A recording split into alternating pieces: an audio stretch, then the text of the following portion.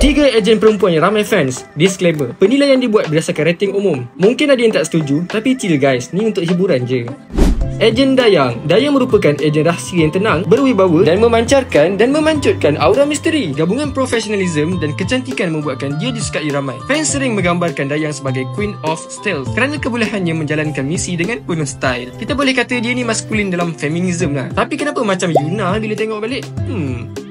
Ejen Kim. Kim ialah ejen muda yang menonjol dengan kecantikan klasik dan sifat peramah. Dia dikira senior juga dalam kalangan ejen-ejen muda. Wataknya disukai kerana kelembutan yang digabungkan dengan keberanian. Selain itu, dia juga pakar dalam teknologi dan analisis strategik. Tahulah kan kenapa ramai minat dia? Sebab dia macam Amoy mah. Ni Victor ni kalau tengok ni meleleh halu. Tapi melega juga yang menawan tu, jangan risau. Okey, dan puji. Nanti transfer seorang RM100 Ejen Alisha. Macam yang korang dah tengok Ejen Ali The Movie 2 yang baru keluar kat Pawagam itu hari.